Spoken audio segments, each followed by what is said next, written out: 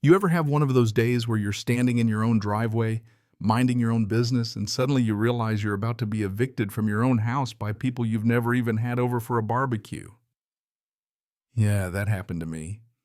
Buckle up, because this story is proof that you can do everything by the book, dot every I on your deed, and still wind up playing defense against an HOA you never even signed up for. And before you laugh, no, I wasn't even a member. I was just the unlucky soul who bought the only house on the street with a patchy lawn, a big old oak tree, and the audacity to exist 1 inch outside the HOA border. Let me back up a sec. See, I didn't move in looking for trouble. I bought this place because I loved the weird shape of the lot, the extra driveway space, and honestly, I liked that I could drag my trash barrel out in pajama pants without someone snapping a photo for the monthly violation slideshow. I work long shifts, sometimes nights, sometimes early mornings, so I'm not exactly itching for a committee to count how many times my garden gnome faces the wrong direction. My real estate agent actually pointed it out twice. You're right outside the HOA line. You'll never have to deal with their rules, but you're close enough to use the sidewalks. Sounded perfect, right? Famous last words. My street's got 8 houses, all a little funky, a little old, all with some real personality. Then just a stone marker and a patch of grass away, there's the HOA kingdom. Over there, cookie-cutter houses, mailboxes lined up like soldiers, everyone's front yard looking like it's measured with a ruler and a spirit level. Meanwhile, my lawn's got dandelions and clover, and I like it just fine. So about a week after moving in, I come home to find a glossy welcome packet stuck in my door. Handwritten note on the front. Please attend our orientation meeting to hear about community standards. Inside, it's all color palettes, rules for holiday lights, approved plants, and a photo of a bench with some cheesy slogan about harmony. I stick a note on it. Thanks, but I'm not in your HOA, and leave it right back on their porch. I was polite. No drama, just a fact. 2 days later, here comes clipboard guy. Smells like he bathes in cologne from the golf pro shop. He smiles too much. We noticed you didn't RSVP for the orientation. You'll still want to come. We've had a few people try the I'm not in the HOA thing, but we're all part of the same community now. He does that golden retriever head tilt. I tell him, my deed says otherwise. He tells me he'll look into it and trust me if someone says that in HOA speak you might as well prepare for a headache. Next come the letters. At first it's once a week, then every few days official-looking big bold letters, friendly reminders, which is HOA for we're looking for a way to fine you, just give us time. My favorite was a photo of my garden gnome circled in red. I just kept writing not an HOA on the envelopes and dropping them back in their drop box. Efficient, not petty, okay? Maybe a little petty. I even emailed them, attached my plat map with the HOA border, highlighted my lot sitting all smug outside, but I could tell after a while it wasn't about a mistake. I was the oddball patch of clover in their perfect lawn, and they weren't letting go. The tone of the letters got darker. They started warning me about liens, which fun fact they can't place if you're not a member. I ignored it, documented everything went on, living my life. Trimmed my hedge when I felt like it, parked my truck in my own driveway, waved at the neighbors who weren't afraid to wave back. My wife, she told me to just hold the line and to stop dragging the grass bags through the house. Fair point. Then comes the violation walk. I just finished mowing when I see 3 people. Turns out it's the HOA president, the VP, and the compliance officer. Clipboard guys there too, grinning. They're pointing at my fence, snapping pics of my garage door. The president's short hair, giant sunglasses, posture like she's ready to win a fight by sending a strongly worded email. She tells me they're conducting an inspection for enforcement actions. I'm like, on whose authority? She says, ours, and starts talking about expanded covenants for properties utilizing shared resources. I say, look, I don't use your pool. I mow my own yard. I pay my own water. I don't want anything from you. Clipboard guy thinks he's got me. The sidewalk. You walk on the sidewalk, right? The public sidewalk, I ask. The one the city maintains, the one that's been there since before your HOA. He scribbles something probably enemy of order. They warn me to expect fines. I warn them to expect more return to sender letters. And then just as I'm thinking they'll move on, My wife calls me laughing and mad.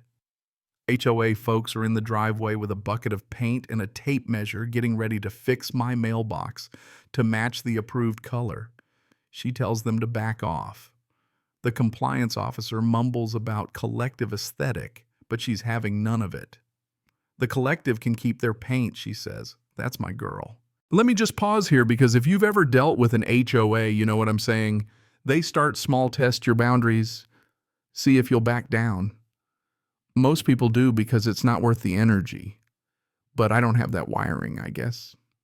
Not because I love drama, but because I can't stand people who abuse authority. And here's a detail I haven't mentioned. I'm a cop. Not something I lead with. I don't ask for free coffee. But it does mean I know exactly what you can and can't do on someone's property, and I know how to keep a file with timestamps and photos. My wife teases me about my conspiracy binder.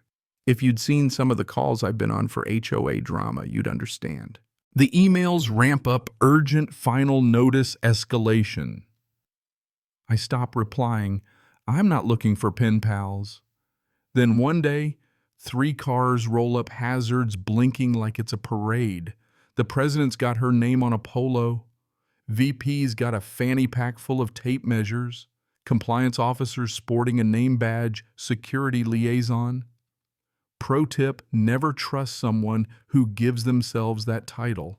They walk right up onto my driveway. The president slaps a folded paper in my hand. You're being evicted due to non-payment of HOA fines and repeated violations. I laugh. I can't help it. You're evicting me from my own house. She nods. We gave you every chance. The board voted. The compliance officer's practically vibrating. We can do this. I say no, tell them to leave, point to the stone marker with the boundary line etched in it. They don't care. And then she says the line that flips the whole script. If you don't leave, we'll call the police, or you can call them yourself if you want to stop us. There's that smirk she thinks she's about to win. She's got the show she wants. So you know what I did? I called the police. Used the non-emergency line old habit. Explained that a group claiming to be an HOA was refusing to leave my property, threatening to evict me. Asked if an officer could come by and sort out some trespassers. While we wait, they're marching around the driveway, measuring things, snapping photos, muttering about windows to comply closing. I remind them gently to get off my property. They refuse. Then the cruisers pull up. The officers don't know me, they're from a neighboring city, but we all speak the same language about property rights. I tell the officer, these folks say they're evicting me. I've asked them to leave. The president tries to hand over the eviction letter. Officer skims it, asks if it's a court order. No, it's an HOA matter, she says. He tells them to step off my property. They refuse. The compliance officer tries to lawyer his way through it. Civil trespass is mutual if the property's in the community. Officer looks at me. I show my documentation. Tell him I've asked them to leave. He tries again. They refuse. The president doubles down. If he wants us gone, tell him to call the police. The officer goes, we are the police. She wants me arrested. Officer says, ma'am, this is his property. He's asked you to leave. Step off. Still, they don't move. Then compliance officer puts his hand on my doorknob, tries to open it. That's it. That's crossing the line. Officer gives me the nod. I show my badge, identify myself, and let the officer know I'd like to press charges for trespassing and refusing lawful orders. The officers move and cuff the compliance guy he tries to pull away, which only adds to his list of problems. The president's yelling harassment, the VP's filming like she's at the World Series, neighbors are peeking through their blinds. Officers stay calm, walk the president and VP off my property with trespass citations, cuff the compliance guy for good measure. You want to talk about satisfaction? Watching them get walked out, papers and handcuffs in hand after weeks of trying to bully me out of my own home. It's like they finally got a taste of what real boundaries mean, thought it in there. Right? Nope. Next week I get 3 more letters, one about appealing the eviction, one accusing me of filing a false police report, one special assessment bill charging me for the incident. I send everything to the city and my department's legal liaison. City replies, "They have no authority. Ignore them." The HOA starts posting about me on their Facebook group, Hostile Homeowner Endangering the Community. My friend inside the HOA sends me screenshots and laughs about it over a beer. He tells me he's had his own run-ins. I tell him his kid can park his bike on my non-conforming mailbox any day. A couple weeks later, the board sends out a policy clarification. Turns out they can't enforce rules outside the community.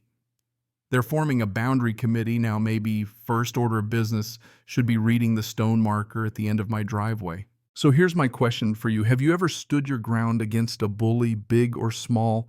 Do you think people like that ever learn? Or do they just wait for the next target? Let me know in the comments, especially if you've got a good HOA horror story of your own. And hey, if you think standing up for your own home is the right thing to do, share your thoughts below. I'd love to hear about it.